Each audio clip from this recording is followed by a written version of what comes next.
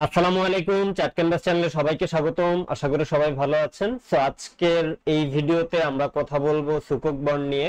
তো আজকের ভিডিওর টাইটেল হলো অনেকটা এরকম, সুদমুক্ত, শরিয়াসম্মত ও নিরাপদ বিনিয়োগ সুকুক। সুকুক বন্ড নিয়ে অনেকের মনেই অনেক ধরনের প্রশ্ন আছে যে সুকুক বন্ড বা সুকুক জিনিসটা কি, এটা কিভাবে কাজ করে, এটাতে বিনিয়োগ করলে কি সুবিধা আছে, এছাড়াও এটা কি আসলে শরিয়াসম্মত কিনা, তারপর এটাতে রিটার্ন রেট কেমন, এটাতে কিভাবে বিনিয়োগ করতে হবে। সো এরকম অনেক কোশ্চেন আছে। তো আমরা চেষ্টা করেছি সবগুলা কোশ্চেনেরই আনসার যাতে আমরা এক ভিডিওতে কম্পাইল করতে পারি।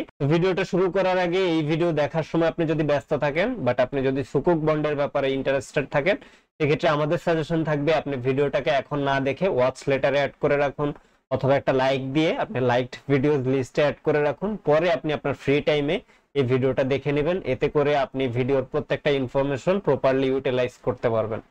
যাই হোক, আমরা ভিডিও শুরু করতেছি। সো শুরুতেই প্রশ্ন যেটা আসে সেটা হলো যে সুকুক বন্ড কি বা সুকুক কি। তো সুকুক হলো ইসলামী শরিয়া ভিত্তিক একটা বিনিয়োগ মাধ্যম। সুকুককে আসলে আমরা কথায় কথায় সুকুক বন্ড বলে ফেলি, বাট সুকুক কিন্তু বন্ড না, সুকুক ইটসেলফ একটা টার্ম। তো এটা যেমন এটি সাধারণত বন্ডের মতো হলো, এর গুরুত্বপূর্ণ পার্থক্য হলো এখানে সুদ নেই। তো সুকুককে আসলে শরিয়া ভিত্তিক বন্ডের অল্টারনেটিভ বলা যায়। তো সুকুককে ডিরেক্ট বন্ড বলা যায় না, যদি আমি নিজেও আসলে সুকুক বন্ড বলেছি কয়েকবার। এটা কাইন্ড অফ আমরা সুকুক বন্ডই বলি, বা সুকুক বন্ড বলতে বলতে আমরা অভ্যস্ত। বাট সুকুক কিন্তু বন্ড না, সুকুক ইটসেলফ একটা টার্ম। যাই হোক, সুকুক থেকে কিভাবে আয় আসে সেটা জাস্ট আমরা একটু দেখি।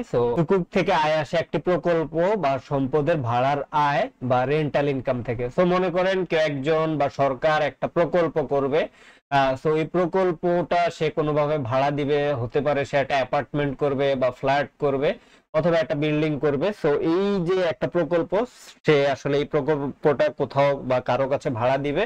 তো সেই যে ভাড়াটা পাবে, ওই ভাড়াটার একটা রিটার্নই আপনাকে মুনাফা আকারে পে করে।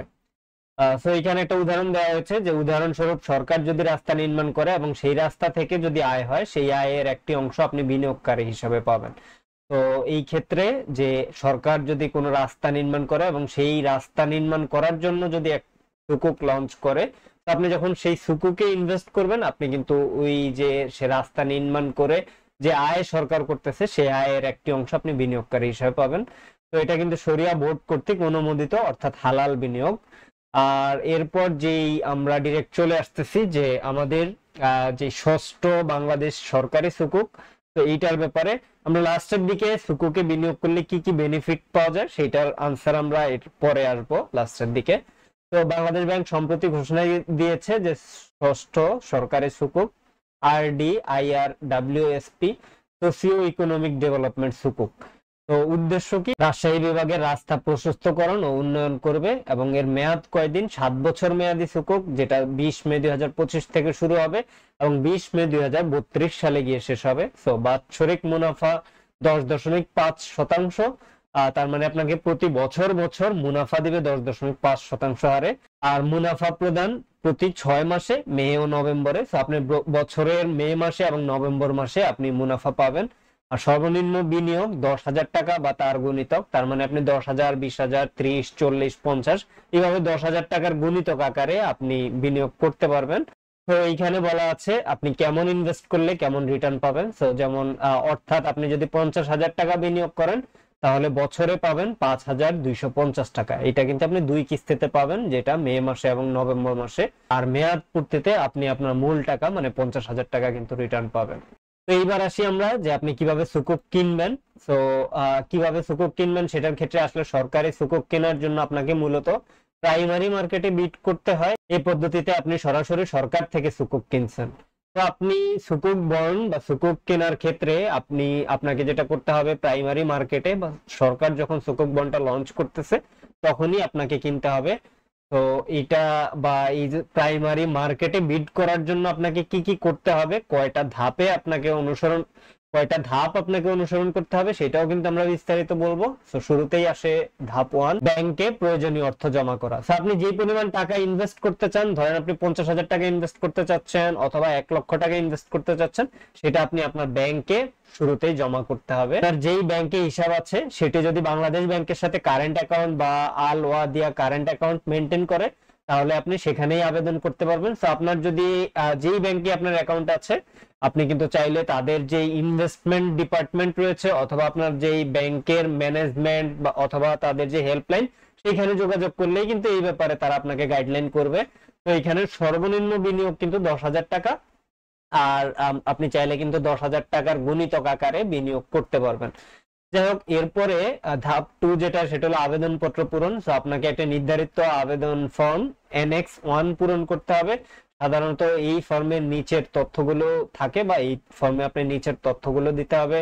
এটা হলো নাম, NID নম্বর, বিনিয়োগের পরিমাণ, আপনি কি পরিমাণ টাকা বিনিয়োগ করতে চান, দেন আপনার ব্যাংকের নাম ও শাখা, কোন ব্যাংকে এবং কোন শাখার মাধ্যমে আপনি ইনভেস্টটা করতে চাচ্ছেন, তারপর আপনার CDS অথবা বিও অ্যাকাউন্টের নম্বর, এটা যদি থাকে। তো আপনি যখন ব্যাংকের সাথে যোগাযোগ করবেন, ব্যাংক কিন্তু আপনাকে এই ব্যাপারে গাইডলাইন দিবে। তো আপনার যদি বিও অ্যাকাউন্ট থাকলে ভালো, না থাকলে হয়তো ব্যাংক এই ব্যাপারে বা আপনাকে একটা নতুন বিও অ্যাকাউন্ট কিভাবে খোলা যায় সেই ব্যাপারে আপনাকে সাহায্য করবে। এই ফর্ম আপনি বাংলাদেশ ব্যাংকের ডেট ম্যানেজমেন্ট ডিপার্টমেন্ট বা আপনার ব্যাংকের ট্রেজারি শাখা থেকে সংগ্রহ করতে পারবেন। আপনাকে যেটা করতে হবে, আপনি যদি ইনভেস্ট করতে চান, সেক্ষেত্রে আপনার যে ব্যাংকে অ্যাকাউন্ট আছে সেই ব্যাংকের ট্রেজারি শাখা, অথবা আপনি চাইলে তাদের হেল্পলাইনে যোগাযোগ করলে তারাই আপনাকে ট্রেজারি শাখার সাথে কন্ট্যাক্ট করিয়ে দিবে। তো তারাই আপনাকে ফর্ম দিবে, তারপর আপনি ফর্মটা ফিল আপ করে তাদেরকে দিবেন। তো আমরা ধাপ 3-এ কি আছে সেটা আমরা দেখে নেই। তো ধাপ 3-এ রয়েছে যে ব্যাংকে আবেদন জমা। তারপর আপনি ফর্মটি পূরণ করে আপনার ব্যাংকে জমা দিবেন। আপনি যখন ব্যাংকে জমা দিয়ে দিলেন, তারপর ব্যাংক যেটা করবে সেটিকে পর্যালোচনা করে বাংলাদেশ ব্যাংকে পাঠাবে। তো এই ক্ষেত্রে আপনার জন্য কিছু টিপস রয়েছে আমাদের এন্ড থেকে, যেটা হলো আবেদন করার আগে আপনার ব্যাংক নিশ্চিত করুন যে তারা বাংলাদেশ ব্যাংকের মাধ্যমে সুকুক বিডে অংশ নিতে পারে। আপনি অবশ্যই ব্যাংকের সাথে কথা বলে শিওর হয়ে নেবেন যে হ্যাঁ, তারা সুকুক বিডে অংশ নিবে বা নিতে পারবে। সরকারি সুকুকের অকশন নোটিশ সবসময় বাংলাদেশ ব্যাংকের ওয়েবসাইটে প্রকাশিত হয়। তো বাংলাদেশ ব্যাংকের যে ওয়েবসাইট bb.org.bd, আপনি এখানে গেলে কিন্তু অকশনের নোটিশ পাবেন। আর আপনি অবশ্যই আপনার ব্যাংকের সাথে যোগাযোগ করে নেবেন। তো আপনি যখন ব্যাংকে আবেদনটা জমা দিবেন, আপনার কিন্তু কাজ শেষ। বাকিটা আপনার ব্যাংক আপনার হয়ে যে প্রাইমারি বিডের কথা আমরা বলতেছি বা প্রাইমারি নিলামের কথা বলতেছি, এটা কিন্তু আপনার ব্যাংক আপনার হয়ে ওই বিডে বা অকশনে পার্টিসিপেট করবে। আমরা ধাপ 4টা দেখি। সো ধাপ 4-এ যেটা ব্যাংক করবে, এটা নিয়ে আপনার মাথা না ঘামালেও চলবে, আমরা জাস্ট আপনাদের জানার সুবিধার্থে দিয়ে দিচ্ছি। তো ইমেলের মাধ্যমে বিড জমা দিবে ব্যাংক বা সংশ্লিষ্ট আর্থিক প্রতিষ্ঠান আবেদনপত্রটি ইমেলের মাধ্যমে পাঠাবে এই ঠিকানা। সো তাদের জন্য একটা ইমেল দেয়া আছে, তো এই ইমেলে তারা পাঠিয়ে দিবে। সিসিতে হয়তো তাদের যেই বাংলাদেশ ব্যাংকের আরেকজনকে রাখবে এবং 2-তে কি রাখবে এটা তাদের জন্য দেয়া আছে। এটা আপনাকে না জানলেও চলবে, এটা জাস্ট আমরা একটা প্রসেস হিসাবে এখানে দিয়ে দিয়েছি। তো উদাহরণস্বরূপ ষষ্ঠ সুকুকের ক্ষেত্রে ইমেল পাঠানোর সময় আপনাকে কিন্তু এই যে 2CC-তে এইগুলা দিতে হবে। সো এইটা তারা কখন পাঠাবে, মেইলটা পাঠানোর সময় কখন, শুরু হবে 18 মে 2025-এর সকাল 10টা থেকে, আর শেষ হবে 19 মে 2025-এর দুপুর 12টা 30 পর্যন্ত। তো আপনি যদি আবেদন করতে চান, অবশ্যই এই সময়ের আগে আপনার ব্যাংকের কাছে আপনার প্রয়োজনীয় টাকা জমা করে তারপর আপনার যে NX ফর্ম 1 সেটা ফিল আপ করে এই সময়ের আগেই কিন্তু আপনি ব্যাংকে দিয়ে দিতে হবে এবং ব্যাংকে বলতে হবে আপনার হয়ে যেন তারা সাবমিটটা করে দেয়। আমরা এই পর্যায়ে ধাপ 5 অথবা ফাইনাল যে স্টেজটা বা ফাইনাল যে ধাপটা সেটা দেখবো। তো এখানে অ্যালটমেন্ট এবং টাকা কেটে সুকুক ইস্যু মেইলের মাধ্যমে বিড জমা। আপনার যদি আবেদন সফল হয়, আপনি যদি অ্যালটমেন্ট পাওয়ার পরে, তাহলে আপনার ব্যাংক অ্যাকাউন্ট থেকে ওই টাকা কেটে নেওয়া হবে এবং সুকুক ইস্যু করা হবে। আপনি তো আগেই ব্যাংকে টাকা জমা করে দিয়েছেন, ততক্ষণ পর্যন্ত আপনার ব্যাংক অ্যাকাউন্ট থেকে টাকা কাটবে না যতক্ষণ আপনি অ্যালটমেন্ট না পাবেন। যখন আপনি অ্যালটমেন্ট পেয়ে যাবেন, তখন আপনার ব্যাংক অ্যাকাউন্ট থেকে টাকা কেটে নিয়ে আপনার এগেইনস্টে সুকুক ইস্যু করে দেবে। এই অ্যালটমেন্টের ফলাফল সাধারণত আবেদন বন্ধ হওয়ার 2 ঘন্টার মধ্যে প্রকাশ করা হয়। যেমন ষষ্ঠ সুকুকের ফলাফল ঘোষিত হবে 19 মে দুপুর 2টা 30-এ। তো আপনাকে কিন্তু দুপুর 2টা 30-এর মধ্যে তারা জানিয়ে দিবে বা তারা ফলাফল ঘোষণা করে দিবে। যাই হোক, এইবার আমরা ফাইনাল কনফার্মেশন ধাপে চলে এসেছি। তো ইস্যু হওয়ার পরে আপনি আপনার ব্যাংকের মাধ্যমে একটি কনফার্মেশন পাবেন এবং সুকুকের কপি বা ডকুমেন্টেশন পেতে পারেন। অনেক সময় এটি বিও বা CDS অ্যাকাউন্টে রিফ্লেক্ট করে। তো এই পদ্ধতিতে আপনি খুব সহজেই সরকারি সুকুকে বিনিয়োগ করতে পারেন কোনো ঝুঁকি ছাড়াই, শরিয়া সম্মত উপায়।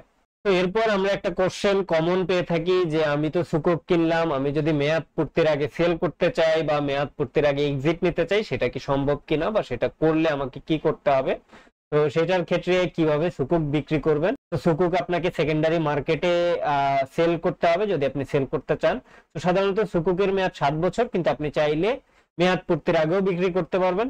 শর্ত হলো প্রকল্পের 50% বাস্তবায়ন হলেই সুকুক মার্কেট প্রাইসে ট্রেড যোগ্য হবে। সো 50% বাস্তবায়ন কিন্তু হতে হবে।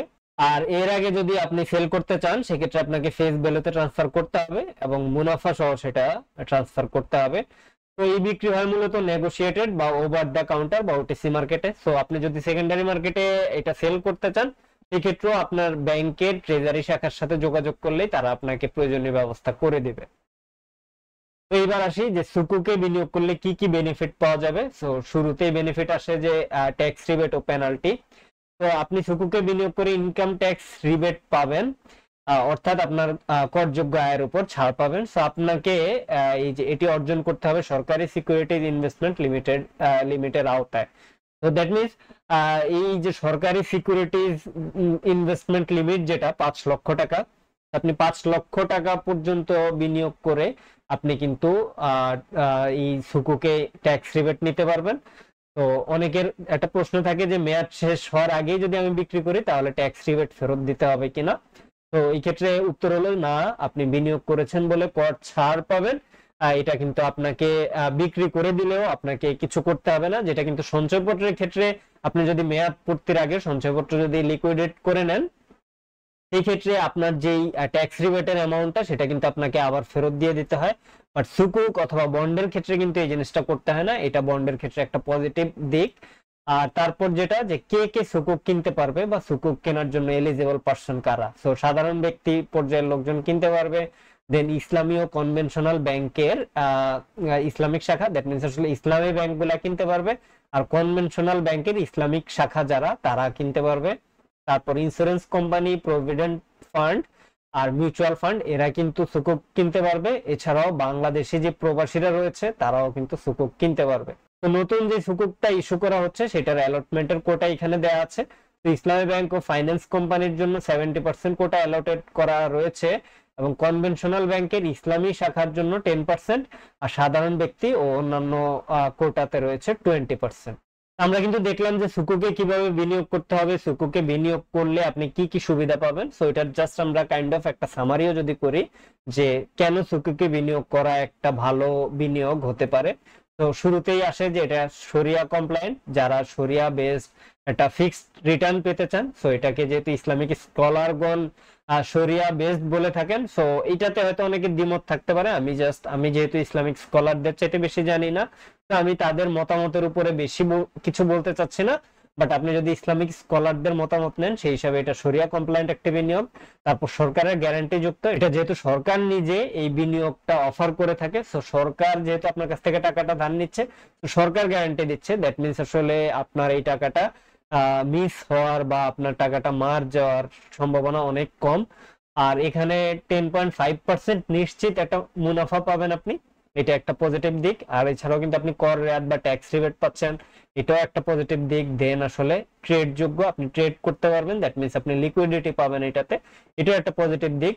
আর আরেকটা যেটা যে সামাজিক উন্নয়নে আপনি অবদান রাখতে পারতেছেন। আপনার টাকা দিয়ে যেহেতু আসলে রাজশাহী অঞ্চলে রাস্তা প্রশস্তকরণ এবং নির্মাণের কাজ হবে, তো আপনি কিন্তু সেই সামাজিক উন্নয়নে একটা অবদান রাখতেছেন, তো এটা একটা পজিটিভ দিক। আর লাস্ট যেটা যে সুকুক মানেই কিন্তু প্রফিট উইথ পারপাস। আপনার একটা পারপাসে সার্ভ হচ্ছে, যেটা ছিল আপনার পারপাসটা ছিল হয়তো আপনি শরিয়া কমপ্লায়েন্টটা বিনিয়োগ করতে চান, সো পারপাস সার্ভ হচ্ছে, সাথে কিন্তু আপনি একটা প্রফিটও পাচ্ছেন। সো সুকুক ফিক্সড ইনকাম হালাল ইনভেস্টমেন্ট যারা খোঁজেন তাদের জন্য কিন্তু অবশ্যই এটা একটা ভালো বিনিয়োগ মাধ্যম হতে পারে।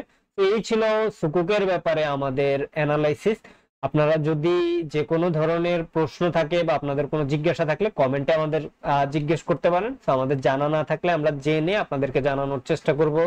এই ছিল আমাদের আজকের ভিডিও, আশা করি সবার কাছে ভালো লেগেছে। যারা আমাদের চ্যানেলে এখনো সাবস্ক্রাইব করেন নাই প্লিজ সাবস্ক্রাইব দ্য চ্যানেল, আর যারা অলরেডি সাবস্ক্রাইব করে ফেলেছেন তারা কমেন্টে জানাবেন নেক্সট কি ধরনের ভিডিও আমাদের কাছ থেকে দেখতে চান। ধন্যবাদ সবাইকে, আসসালামু আলাইকুম।